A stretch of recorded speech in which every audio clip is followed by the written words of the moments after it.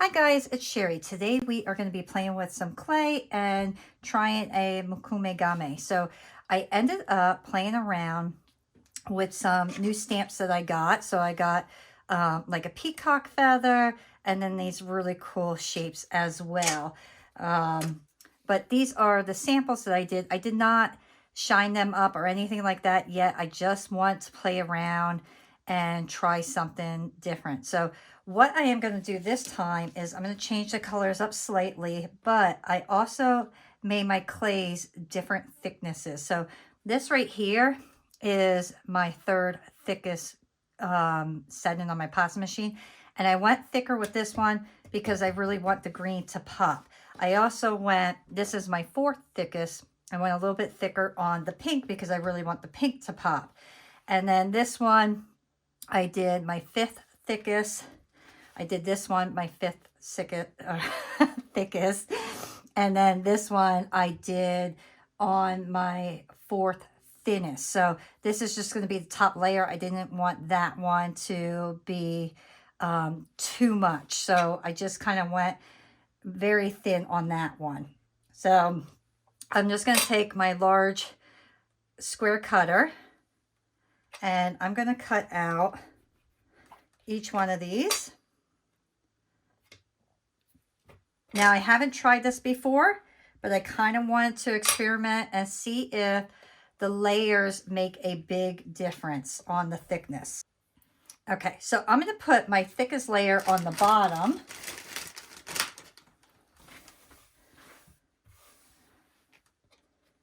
And then I am also going to be using a little bit of gold leaf. So I just want to add a little bit, not over worried if the whole thing is covered or not. And then let's go with my green or my pink next. We'll put a little bit of gold leaf on that.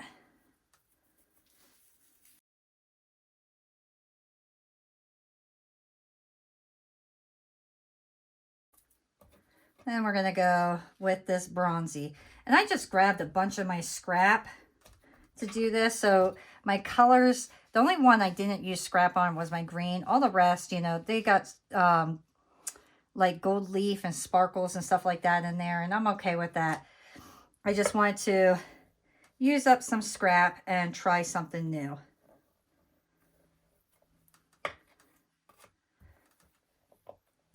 So let's just flatten this out a little bit.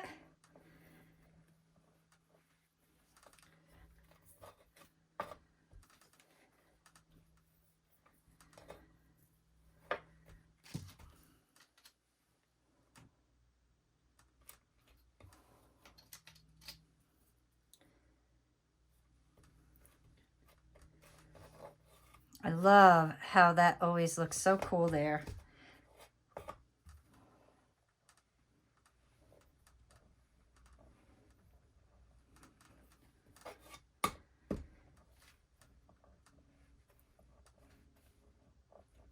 Okay. And then I have to make a decision on what I want to place these on. So I'm actually going to stamp these out, and then as I'm pulling it off, it'll give me a better idea of what the colors are going to be. And then I'll decide what my back end is going to be. So let's do this one.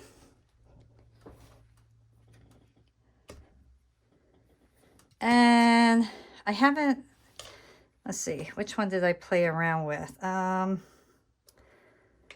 Let's try this one too.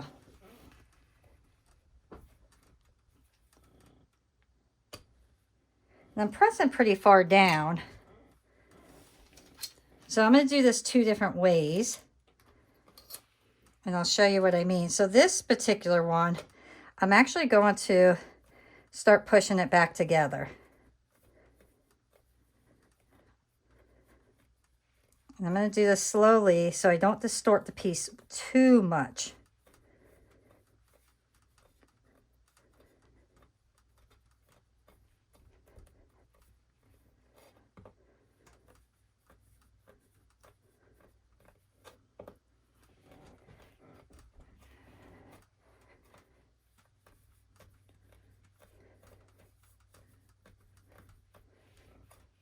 Okay. And this one we're going to leave just the way it is. So let's actually shave this one first so I can kind of get an idea of the colors we're going to get.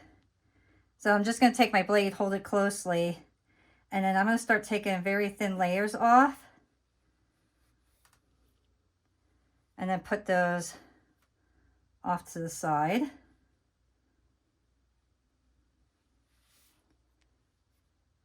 And one thing I noticed that if you're kind of, I don't want to say heavy-handed, but if you dig down, you have to kind of keep it straight. Just flip your clay. Because sometimes I go downwards and I know I shouldn't. But look how nice that is.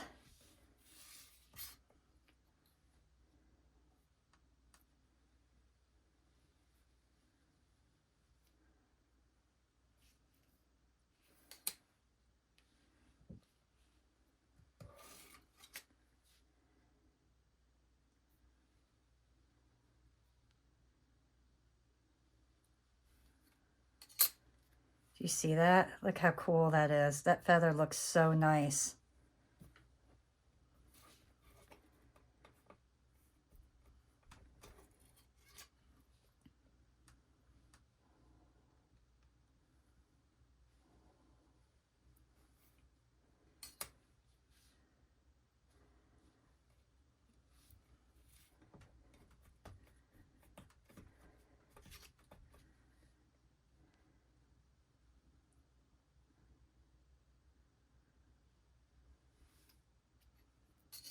All right, so these don't have too much going on. So what I'm going to do, and this is what I did with my last batch,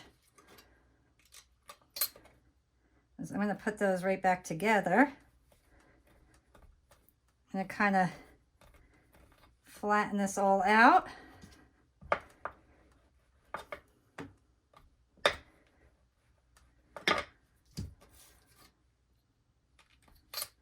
And put this right back on. I really like using up all of my scrap here if I can. Now, of course, you're going to have a little bit left over, but most of the time I could use most of it up. And then let's go with, wait, I did that. Let's go with this one this time.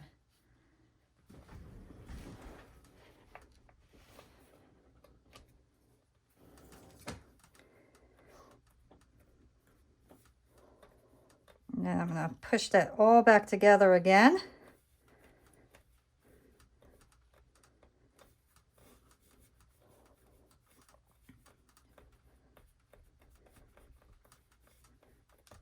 And then see what we can get out of this one.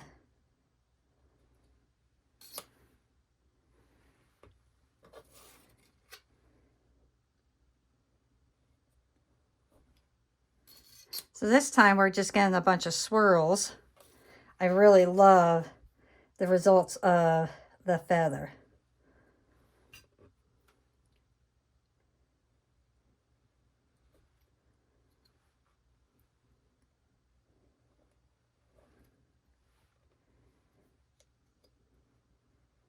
All right, so that is as thin as I'm going to take all of this. And then I'm going to have to figure out what back I want. And for this one, what I'm going to do with this one is I'm going to start just taking off the top layers until I get to the bottom.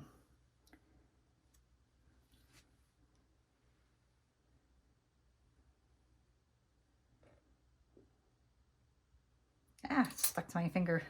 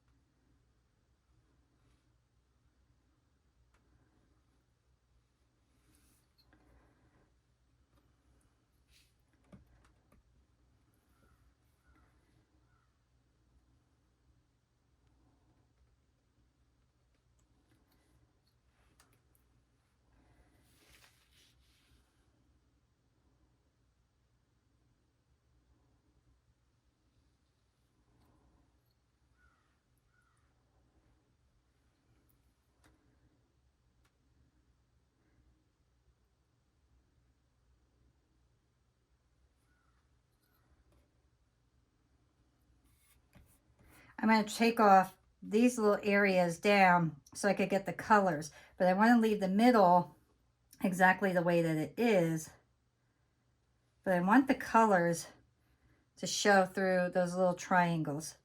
So I'm going to carefully just take off a thin area through each one of those.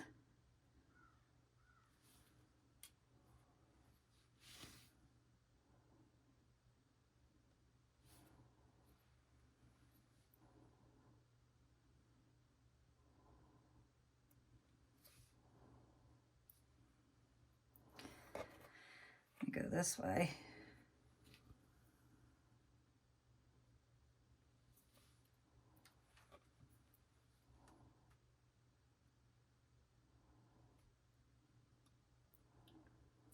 Okay. That was a little chunky piece because it's at the edge there.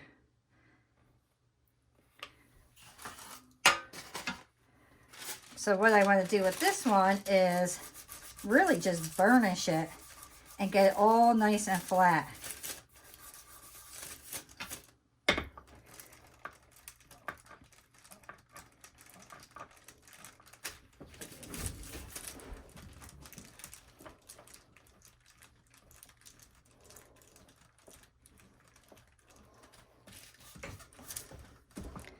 I'm going to try to get this as level as possible.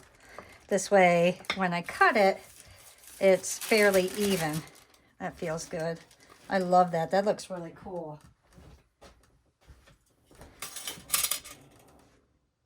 All right, well, that is going to be too big.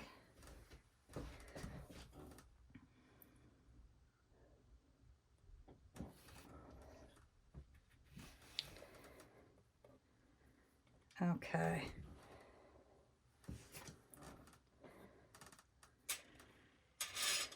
And I can see this is still slightly unlevel. You see how that's thick there and then that's thin? So I'm going to burnish this one more time and try to get this completely level. And then I could just recut it if I have to.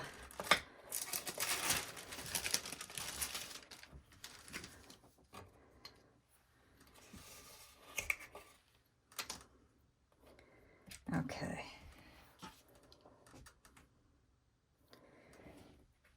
There we go.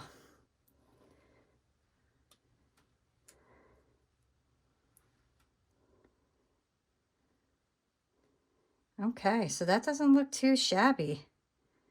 It almost reminds me of like outer space.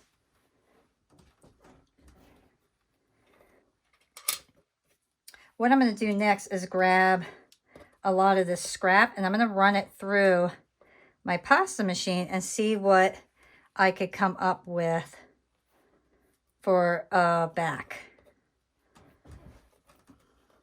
And I'm not going to use that one or that one. All right, so this is the color I got. Now I'm just going to lay this on top of here, and that will give me my back.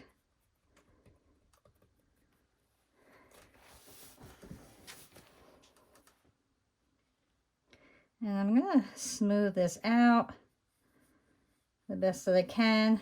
Make sure that it's laying flat and no air pockets are underneath.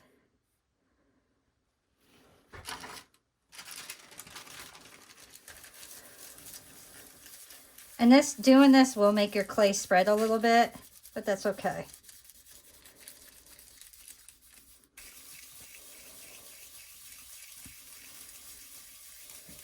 Okay.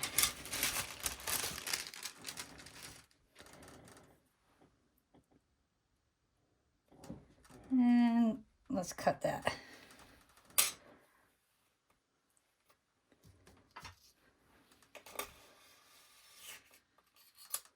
So I'm pretty happy with that. But the feathers are what I'm really going for right now. Okay. So for the feathers, I'm actually going to use black clay as the back. So I'm going to run this through my pasta machine. I'm going to make sure it's nice and conditioned. and then we'll have our back ready. All right, so I rolled this out to my middle section of my pasta machine. I'm gonna make sure no air is underneath.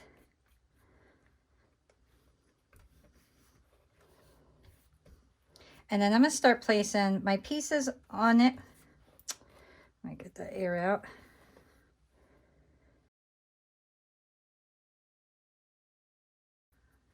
And this one I really like as well, so I'm gonna use this one. I thought this one came out pretty cool.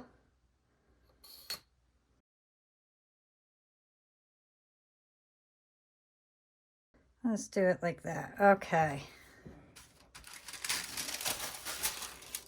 And these will be my little scraps.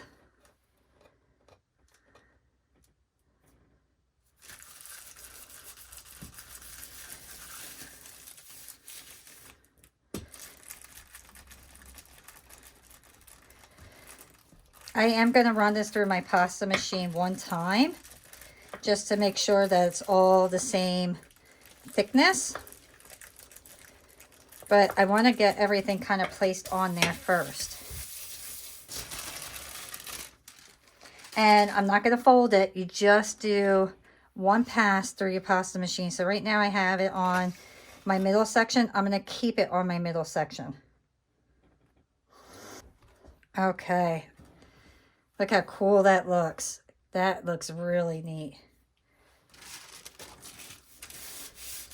Now I'm just going to do a quick burnish. Make sure everything is nicely together.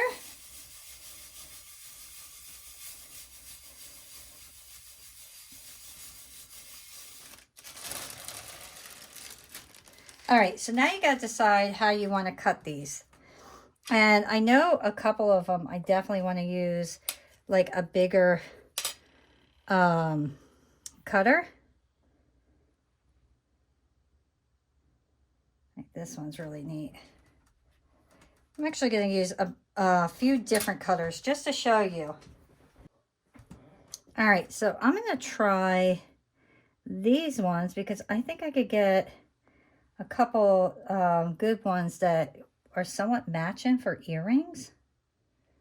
So I'm thinking this one.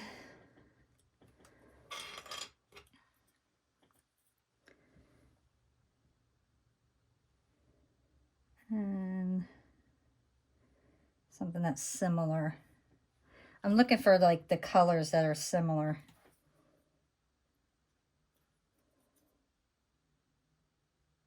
Right there. Okay, so I got the earrings.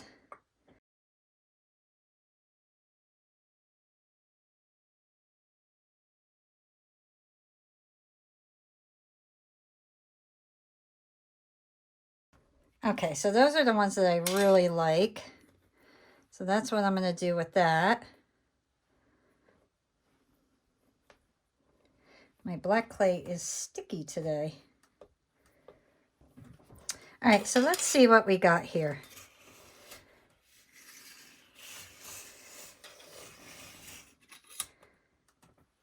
That one's pretty cool. And they're so simple to make, which is what I really like.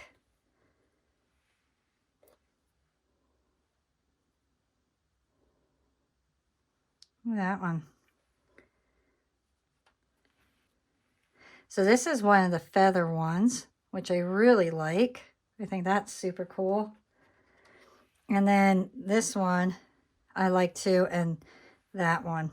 So those are my two favorite right there. So I'm going to put these in my oven. This is all Primo clay. You can see how thin I have everything. So I'm going to bake at 275. And I'm probably going to do about 30 to 45 minutes. And then we'll come back and finish these up. So I ended up finishing up all of these, minus putting the findings on, and I'm going to show you exactly how I did that. But I wanted to show you what these look like when they're completely finished and how beautiful they look. So for these ones, I didn't show you how I did these. I did them exactly the same way as these, except I did not use pink. So I used the purple, the green, the bronzy color, and blue. But look how beautiful that looks. So that's going to be a pendant. And then I'm going to do a pair of earrings with these ones. I love these. These are the feathers. So I only did the feathers with those. And then here's the one that I showed you how to do. So that's going to be a pendant. And then, of course, one of my favorites. But you can see how that resin really makes those pieces pop. And then I'm going to make these into earrings. So absolutely gorgeous. I love how these colors came out. Here's another one of the feathers. That's going to be a pendant. You can see the feather marks right there. And then here's the one with the circle that looks like a sun. So beautiful pieces. I think these are going to be fabulous. And then I got those as well. So a lot of fun pieces. And then this is one of my favorites as well. I almost like it better without the pink. And I'm almost disappointed that I put the pink. I love the pink, don't get me wrong, because pink is one of my favorite colors. But I really think that the blue, the greens, the bronzy, and the purple just work so gorgeous together. So let me show you how I finished this off. So here, you can see how dull that is. But we're going to bring this absolutely back to life here. So the first thing I want to do is decide, how do I want to hang this particular pendant? So do I want the feather to kind of go down, or do I want it up, or do I want it sideways? I almost like it sideways, so that's what I'm going to do. I'm going to grab my drill, and I'm going to drill my hole before I put the resin in. And the reason I do that is I just find it so much easier. So I'm going to find my middle area here and just put a hole right in there. Then I'm going to get my little mat here. And I'm going to grab my resin. And I love the J. Diction resin. It's my favorite resin. I just think it works so beautifully. So I'm going to put a nice amount on this one. These pendants I left pretty thin. And I really kind of wanted like a nice dome look. So with this particular resin, if you want a dome look, you just add more, but not so much that it's going to overflow. You got to be careful with that. As you work with the resin, you'll kind of figure out how much is just enough and how much is too much. And then I just spread it through, but you can already see the colors are popping through this. The resin just really brings it to life. And I'm just going to pull that right to the sides. And I'm working around my hole. And you want to make sure you're covering your sides real well. Not the side, but the edges. That's what I should say. I'm getting right to the edge. This way I don't have no resin that's missing. And then I'm just going to take my lighter, go over it, make sure no bubbles are in there. You can see how gorgeous that looks. And now I'm going to put this under my light for a couple minutes. And here, look at that. Look how beautiful that is. Can you believe how gorgeous and shiny that is? So the last thing I want to do is get my chrome marker. And I love to finish all my edges up. Oh, and I did, what do you call it? I did sand my pieces before. I forgot to tell you that step. So before you put the resin on, just sand your pieces. Make sure you have nice clean edges. And then just put that right around. And then I'm going to edge the top to give it a nice finished look.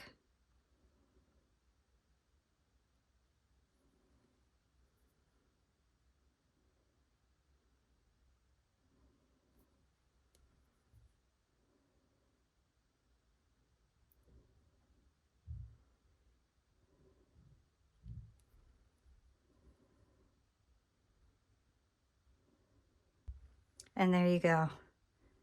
How beautiful is that? So very easy Mokume Gane. two different ways that we could do that. If you don't want to use pink, you'll get these gorgeous colors here. If you want to use pink, you'll get those gorgeous colors there. So this one I did 4 colors, that one I did 5. So I really hope that you enjoyed creating these pieces with me. If you did, please remember, hit the like button, subscribe if you haven't already, and I will see you all next time. Bye.